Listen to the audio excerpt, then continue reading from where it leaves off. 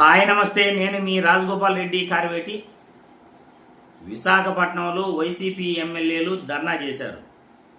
వాళ్ళు ఎందుకు ధర్నా చేశారు, ఎందుకోసం వాళ్ళు విశాఖపట్నంలో ధర్నా చేశారు అనే వివరాల్లో గన వెళ్తే,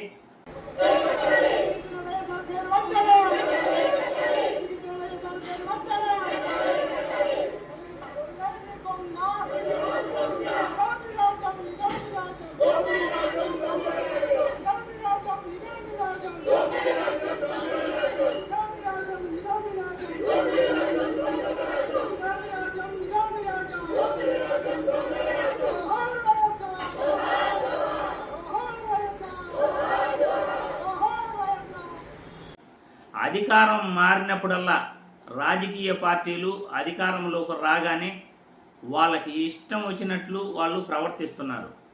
అది ఏ పార్టీ అయినా కానీ ప్రజాస్వామ్యబద్ధంగా నడుచుకోవాలి, కానీ అలా నడుచుకోవట్లేదు.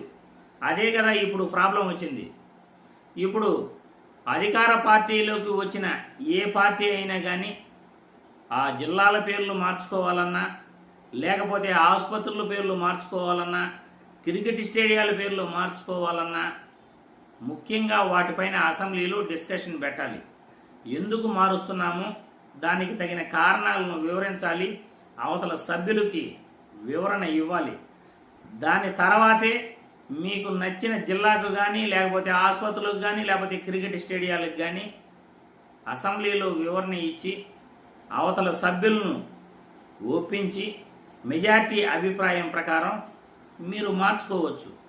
అంతేగాని మేము అధికారంలోకి వచ్చాం కదా అని చెప్పేసి మేము జిల్లాల పేర్లు మార్చేస్తాము, లేకపోతే క్రికెట్ స్టేడియాల పేర్లు మార్చేస్తాము, లేకపోతే మేము ఆసుపత్రుల పేర్లే మార్చేస్తాము, విమానాశ్రయాల పేర్లు మార్చేస్తాము అంటే ఎలా?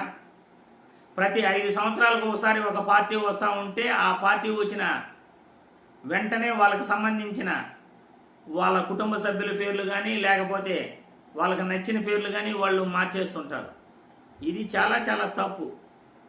గతంలో వైఎస్ఆర్ పార్టీ కూడా డాక్టర్ ఎన్టీఆర్ హెల్త్ యూనివర్సిటీ పేరు మారుస్తూ వైఎస్ఆర్ ఎన్టీఆర్ హెల్త్ యూనివర్సిటీగా మార్చడం అది కూడా తప్పే.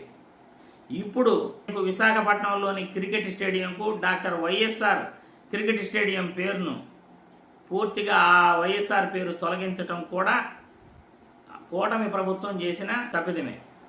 ఎందుకంటే మీకు నచ్చినట్లు పేర్లు మార్చుకుంటూ పోతూ ఉంటే ఒక ప్రజా అభిప్రాయం కానీ, లేకపోతే అసెంబ్లీలో ఎమ్మెల్యేల అభిప్రాయం కానీ, ప్రజాప్రతినిధుల అభిప్రాయం కానీ తెలుసుకోకుండా మీ ఇష్టానుసారం మార్చేస్తే ఎలా? దానికి ఒక విలువ లేదు. మీరు ఇదే విధంగా ముందుకెళ్తూ ఉంటే వీటిని ప్రజలు కూడా చూస్తూ సహించరు. మీరు చేయాల్సిన పని మీరు చేస్తే ప్రజలు కూడా ఎన్నికలు వచ్చిన తర్వాత వాళ్ళు చేయాల్సిన పని వాళ్ళు చేస్తారు. వాళ్ళ తీర్పు కూడా వాళ్ళు ఇవ్వటం జరుగుతుంది. కాబట్టి అది ఏ పార్టీ అయినా, అది వైసీపీ అయినా, లేకపోతే టీడీపీ అయినా, ఏ పార్టీ అయినా కానీ అధికారంలోకి వచ్చిన తర్వాత వాళ్ళకి నచ్చిన పేర్లు పెట్టుకోవటం అనేది చాలా చాలా తప్పు. ఒకవేళ మనం మార్చాలి అని అనుకుంటే ఖచ్చితంగా ప్రజాప్రతినిధులు ఎవరైతే ప్రజల తరఫున ఓట్లేసి అసెంబ్లీకి వచ్చి ఉంటారో వాళ్ళ అభిప్రాయాలు తీసుకోవాలి. ముఖ్యంగా ప్రజల అభిప్రాయాలు కూడా వివరణ తీసుకోవాలి. మేము ఫలానా దాని పేరు మారుస్తున్నాం, దానికి గల కారణాలను వివరించాలి, దానిపైన చర్చ పెట్టాలి.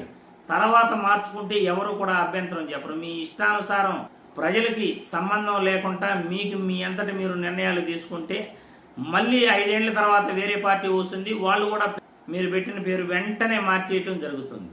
ఇలా చేయటం తప్పు అని నేను ఈ వీడియో ద్వారా తెలియజేస్తున్నాను.